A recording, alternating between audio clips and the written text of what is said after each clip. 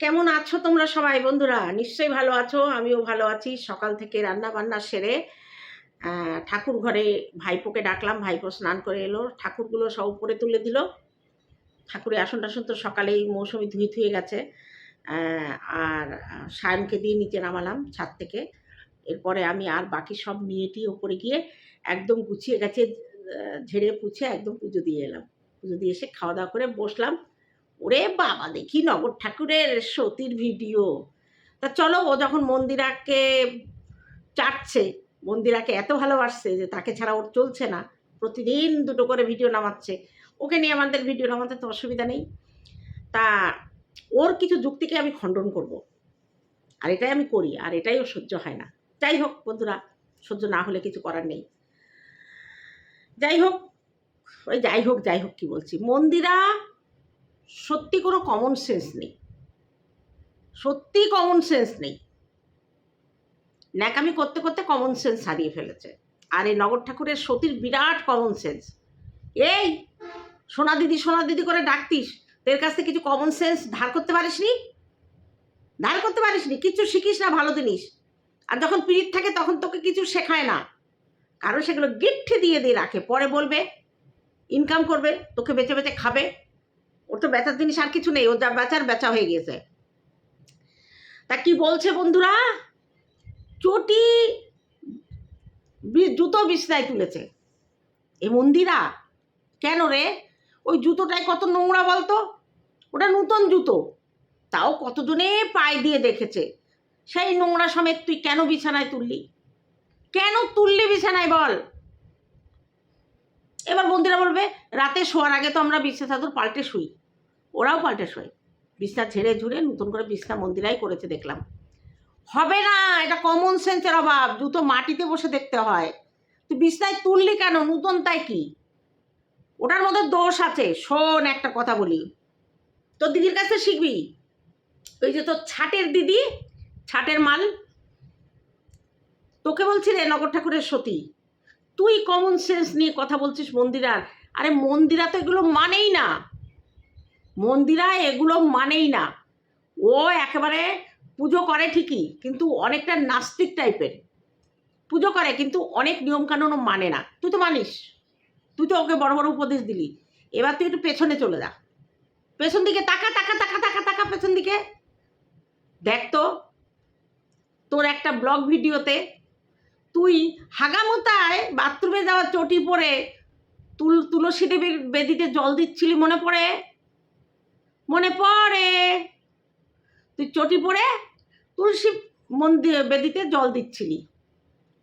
ও তুই সতী তাই না? তোর কাছে দোষ নেই, তোর কমন সেন্স নেই যে তুলসী বেদিতে জল দিতে গেলে চটিটা খুলে জল দিতে হয়। ওই চটি পরে বাথরুম, ওই চটি পরে পায়খানা, ওই চটি পরে সারা দুনিয়া টোটো টোটো করে বেড়াস, আর সেই চটি পরে তুই তুলসী বেদিতে জল দিতিস। বিরাট কমন সেন্স। এই বন্ধুরা তোমরা একটু কমেন্ট করো তো, মন্দিরা নতুন জুতো ওর মেয়ের খাটে তুলেছে, এটা মহা অপরাধ, এতে কমন সেন্স নেই। আমি বলছি মন্দিরের কমন সেন্স নেই, কারণ ওই জুতোতে নোংরা আছে, বিছনায় তোলা ঠিক না।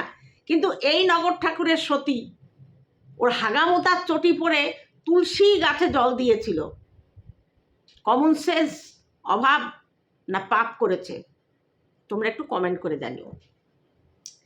এরপরে বলি, বাজার করতে যাবে, ঘুম থেকে উঠিনি। জামাই মানুষ, নিজে নিজে বাজার করে না, সবসময় বউকে পেছনে নেয়। কোনো সময় নিজের মুরদ নেই। আদ্দামরা, বলদা, সোমনাথের কোনো মুরদ নেই। এই সোমনাথ, তোমার কোনো মুরদ নেই, তুমি একা একা বাজার করতে পারো না, বাজার করা শেখায়নি তোমার বাবা মা। এই দেখো নগর ঠাকুরের সতীর বর কি সুন্দর বাজার করে, সব বেছে বেছে টিপে টিপে আনে, সামুদ্রিক মাছ টিপে টিপে আনে। তুমি পারো না কেন? তুমি এগুলো কেন করো না? নগর ঠাকুরের সতীর কাছ থেকে তুমি শিখলে না? বেড়াতে গিয়েছিলে, সেখানে ওই সতীর যে ধর্মের সার আছে একটা ভেড়া, ওই ভেড়াটাকে তুমি কেন বলোনি কি করে টিপে টিপে চিনতে হয়? ওকে অবশ্য টিপতে টুপতে দেয় না, ও টিপে টিপে মাছ, এই তোমরা বাজে কেউ কিছু করো না, মাছ টিপে টিপে দেখে।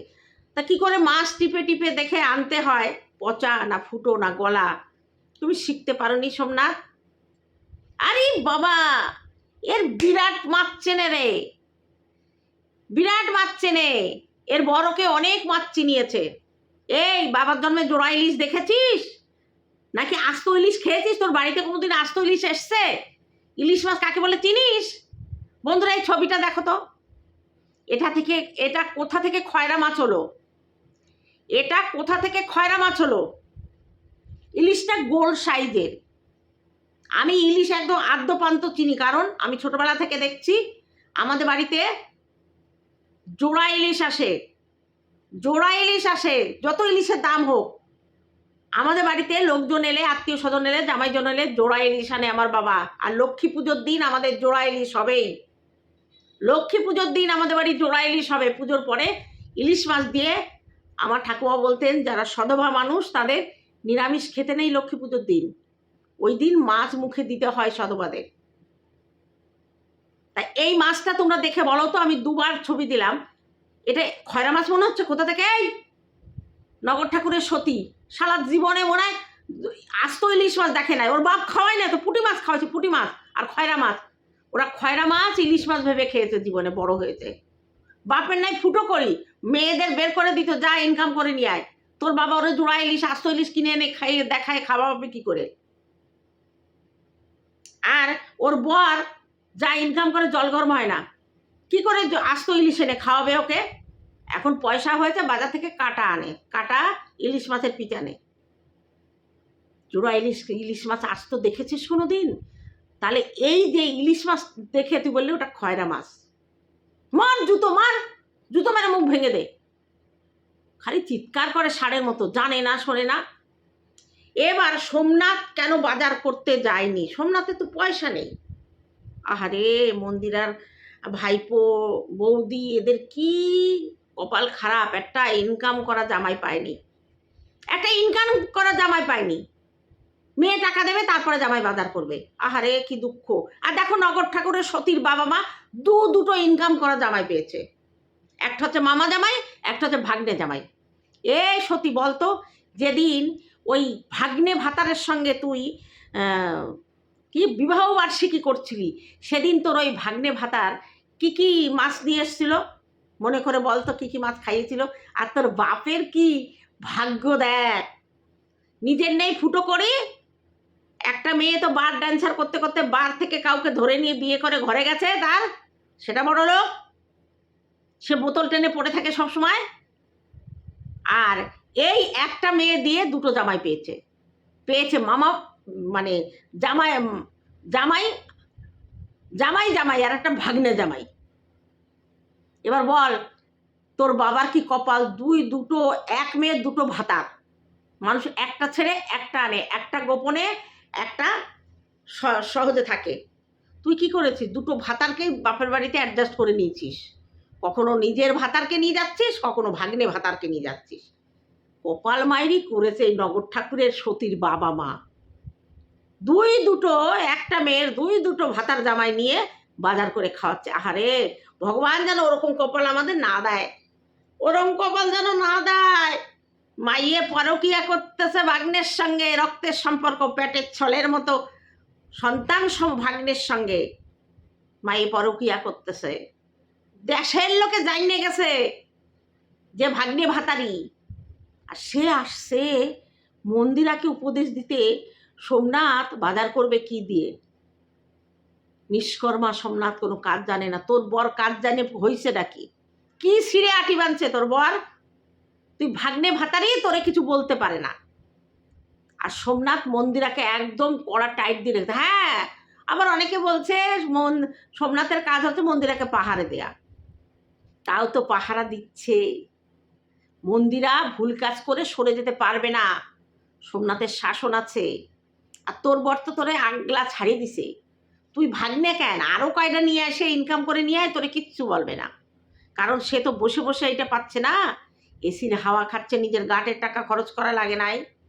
ওই সোফা কিনছে, ওই যে যা যা বাড়িতে রান্নাঘর, হাগার জায়গা, মোতার জায়গা করেছিস ভিক্ষের টাকা দিয়ে, সেগুলো তো ওই দামড়া বেটা ছেলে ভেরুটার পকেটের থেকে টাকা যায়নি না? এবার বল, বল এবার তুই খারাপ না মন্দিরা খারাপ? মন্দিরা ভালো না ন্যাকা আমি জানি, কিন্তু সোমনাথের শাসন আছে। মন্দিরা অত কায়দা করতে পারে না, একদম এখন টনটনে করে রেখেছে। অত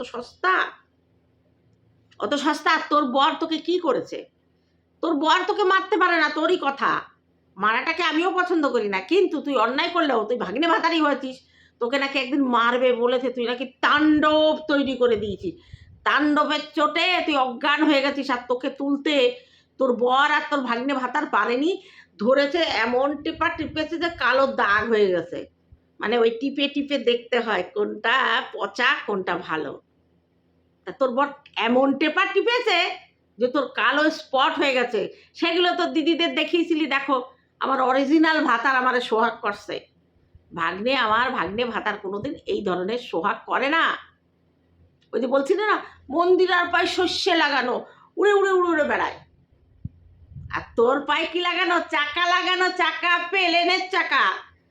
তুই প্লেনের টিকিট কেটে উড়ে উড়ে গিয়ে করে করে এসেছিস। মন্দিরা কিন্তু প্লেনে করে করতে যায়নি, বুঝলি? প্লেনে করে ফুলসজ্জা করতে যায়নি। তাহলে তুই বোঝ তোর কত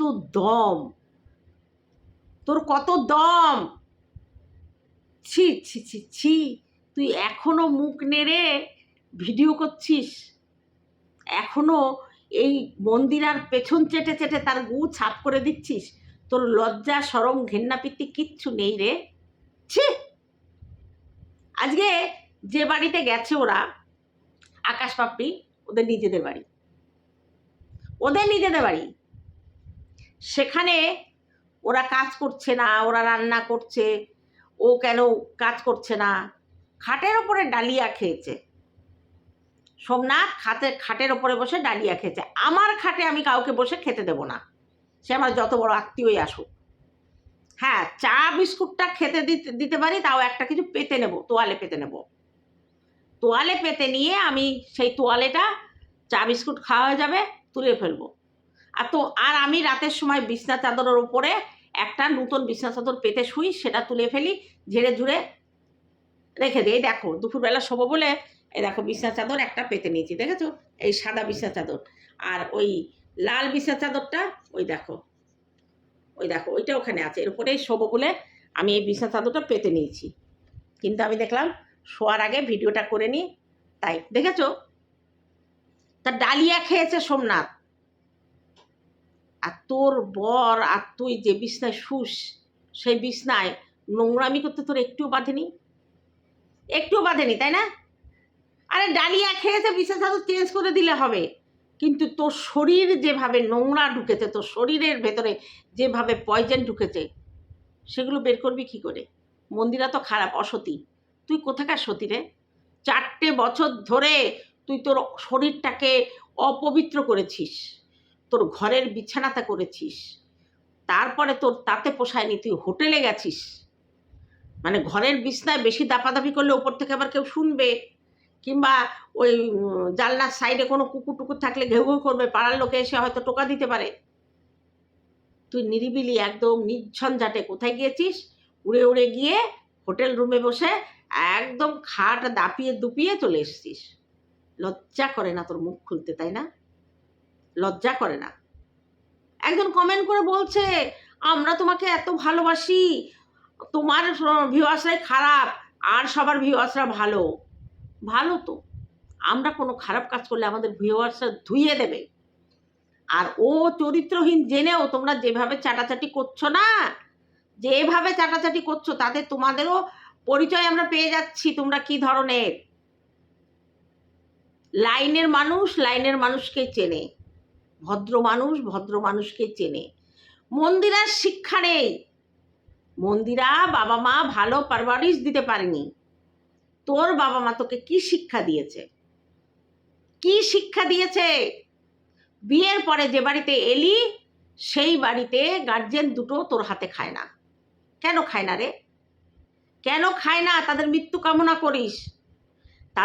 কামনা করিস যে তারা কবে মরবে, তারপরে তুই দোতলায় গিয়ে ভিডিও শ্যুট করবি।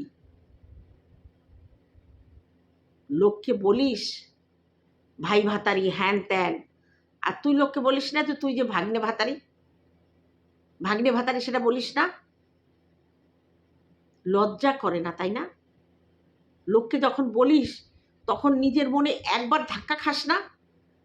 মন্দিরের পায়ে সর্ষে লাগানো, সে শুধু উড়ে উড়ে বেড়ায়। সে কার সঙ্গে ঘোরে? তার বরের সঙ্গে ঘুরতে, তার বরের মোটর সাইকেলের পিছনে সে ঘোরে। তোর সমস্যা কোথায়?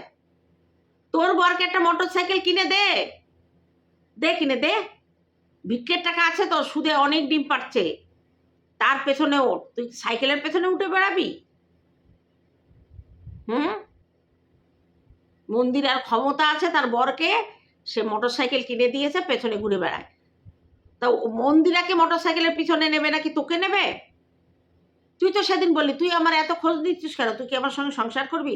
তা তুই সোমনাথের এত খোঁজ দিচ্ছিস কেন, তুই কি সোমনাথের সঙ্গে সংসার করবি? সোমনাথ তোর সঙ্গে যায় না, যাবে কেন? তোর সঙ্গে ভাগ্নে ভাতারটা যায়। আর সোমনাথ তোকে ঘেন্না করে, ঘেন্না, বুঝতে পারলি? মিশেছিল যে কয়দিন, শুধু তোর আসল চরিত্রটা জানার জন্য, নইলে ও তোর নামে ওয়াক থু ফেলে। তোর মতো মানুষকে কি কেউ শ্রদ্ধা ভালোবাসতে পারে? পারে না। তোর ক্যাটাগরির যারা ভালোবাসে তারা বুঝবি যে তুই তাদের যতটুকু কলুষিত করেছিস সেইটুকুর কলুষিত তোকেও হতে হবে, সেই প্রয়োজনে মেশে। বুঝতে পারলি? তোকে কোথায় তুই কত মানুষকে কত কি বলে রেখেছিলি, আজকে তোকে সেগুলো শুনতে হচ্ছে। সেগুলো শুনেও তুই না শোনার ভান করে রয়েছিস, তোর কিচ্ছু বলার নেই। তুই তন্দ্রাকে বলেছিস নীল ছবির নায়িকা। কে? তুই নাকি বলিস নি নীল ছবির নায়িকা? কেউ তো শুনতে পায়নি কেউ। তুই নীল ছবির নায়িকা বলেছিস। কোথায় দেখেছিস? কে দেখেছে? কার কাছে ফুটেজ আছে যে তন্দ্রা নীল ছবির নায়িকায় অভিনয় করেছে? নীল ছবির নায়িকা তো তুই, ডে নাইট খেপ মারিস। খেপ মেরে তোর হজম হয় না, তুই চলে যাস আবার প্লেনে করে খেপ মারতে। তাহলে নীল ছবির নায়িকা কে রে? কটা নীল ছবি দেখিস দিনে রাতে মিলে? ওই তোর ভাগ্নে নাকি কিসের গল্প করছিল, কোন, আমি আবার অত কিছু আমার ওটা জানা নেই, কি যেন বলে, কার গল্প করছিল বলে, সেক্সি গল্পগুলো, আর তোর শরীরে শিহরণ জাগছিল, আর কোথায় কোথায় তোর ভাগ্নে তোকে টাচ করে তোকে সুড়সুড়ি দিচ্ছিল। অসভ্য জানোয়ার মেয়ে ছেলে, লোকের বিচার করতে আসিস তুই, লোকের সমালোচনা করিস, তোর লজ্জা করে না? তন্দ্রার মেয়েগুলোকে কি অভিশাপ দিলি তুই? বাচ্চাদের ভালোবাসিস, তাই না? তুই হচ্ছিস বাচ্চাদের কাছে অভিশাপ। তুই যে বাচ্চাকে ছুবি সেই বাচ্চার ক্ষতি হবে। সেই বাচ্চা, জানি না কেন মন্দিরা তার মেয়ের ফটোটা তোর পার্সে একটা মেয়ের ফটো রাখার পারমিশন দিয়েছিল, জানি না কেন। ছাগলি তো একটা, ওর কল্যাণ শুভ অশুভ কোনো জ্ঞান নেই। ও একেবারে 4 হাত পা তুলে দিদির কোলে উঠে বসেছিল, আর দিদি যে কত সতী আর দিদি যে কত জঘন্য সেটা ওর জানা ছিল না। বলদা বিটি তো। আর এ হচ্ছে লোভী, এ চ্যানেলের স্বার্থে একবারে নাচতে নাচতে ঠ্যাং তুলে চলে গেছে। ও লজ্জাও করে না। ছি, অসভ্য জানোয়ার কোথাকার। ও বলছে আমি কিছুই বলবো না। তোর কিছু বলা লাগবে না তো, তুই শুনবি, তুই কিছুই দেখাবি না, তোর দেখানো লাগবে না তো। যা দেখার আমরা দেখে নিয়েছি, যা দেখার যা শোনার আমরা দেখেও নিয়েছি, শুনেও নিয়েছি। এবার আমরা বলবো, তুই শুনবি। এতদিন যত মানুষকে বলেছিস, যত দিন ধরে 3 বছর ধরে মানুষকে বলেছিস, তোকেও 3 বছর শুনতে হবে। তোর এই নোংরামিটা, তোর এই পাপটা, তোর এই নচ্ছারগিরিটা আমরা প্রতি মুহূর্তে তোকে স্মরণ করিয়ে দেব, তোকে ভুলতে দেব না তোকে। তুই লোকের বর নিয়ে ঠাট্টা করিস, তোর বর কোনসা পুরুষ মানুষ রে? আদৌ কি পুরুষ? কোনো পুরুষ মানুষের বউ নিজের ভাগ্নের সঙ্গে বউ নষ্টামি করবে, সেই বউকে নিয়ে সেই বউর হাতে খায় কি করে রে? তোর বর বলেই পারে। মন্দির আর যাই করুক, রক্তের সম্পর্ক কারোর সঙ্গে তোর মতো নোংরামি করেনি, নোংরামি করেনি। তাই বলে আমি মন্দিরার জিনিসটাকেও সাপোর্ট করছি না। ওরকম যে করবে তারটাই সাপোর্ট করব না, কেউ করবে না। তুই করেছিলি কারণ তোর ভেতরে সেই নষ্টা চরিত্রটা ছিল। তুই করেছিলি কারণ তুই একই কাজে লিপ্ত, ওর থেকেও ও নোংরামি করেছে আর তুই পাপ করেছিস। সন্তান সম ভাগ্নের সঙ্গে তুই, ওরে বাবা, পেরিতি কাঠালের আঠাল লাগলে পরে ছাড়ে না। আবার বলছে প্রেম করেছি, বেশ করেছি, করবই তো। কর না, খুললাম কর। তোর বর তো তোকে ছেড়ে দিয়েছে, আর তুই ছাড়া গরুর মতো যা খুশি করে যাচ্ছিস। কর কর কর কর কর, উড়ে গিয়ে করে আয়। মন্দিরার পায়ে সর্ষে লাগানো, এর পায়ে এ লাগানো, আর তোর পায়ে প্লেনের চাকা লাগানো। সেই প্লেনে উঠে ও চলে যাচ্ছে পাপ করতে, লোকের চরিত্রের চচ্চড়ি করা, তাই না? একবার মনে পড়ে কথাগুলো কি বলেছিস? এইভাবে মানুষকে বলে তোর ভেতরে তখন গিল্টি ফিল হতো না যে আমিও তো নোংরামি করেছি, তাহলে অন্যের নোংরা ঘেটে আমার লাভটা কি? ভাবতে পারিসনি, তাই না, যে তোরটা এরকম করে ফ্লাশ হয়ে যাবে? তুই ভাবতে পারিসনি, তাই না? ও কি মজা লাগছিল তুই যখন নিজের মুখে সবকিছু স্বীকার করছিলি না।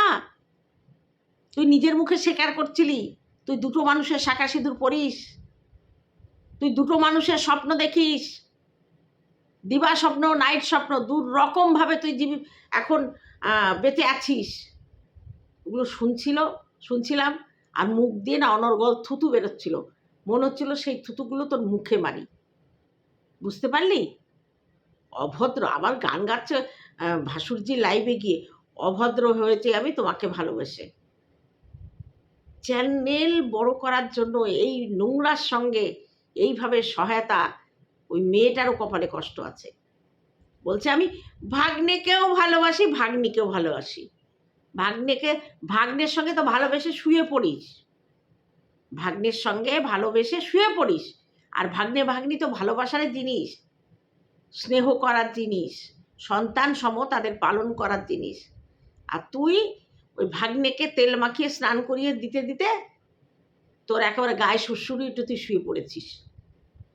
অসভ্য কলঙ্কিত নারী, নিজের কলঙ্কময় জীবনটাকে ঢাকা দিয়ে অন্যের চরিত্রের চচ্চড়ি করে বেড়ায়, অন্যের কলঙ্ক নিয়ে এ কথা বলে, বিচার করে। তোর মুখে সাজে না মন্দিরাকে নিয়ে নেগেটিভ ভিডিও, তোর মুখে সাজে না রে। ছি, এত লোকে তোকে থুতু ছিটাচ্ছে, তোর লজ্জা হয় না? চলো বন্ধুরা, এই ভিডিওটা আজকে আমি পোস্ট করে দেবো, কালকের জন্য আবার আলাদা ভিডিও বানাবো। ততক্ষণে তোমরা সাবধানে থেকো, আর একে একেবারে থুতু ছিটিয়ে দিয়ে এসো। টাটা আমার ভিউয়ার্সদের জন্য।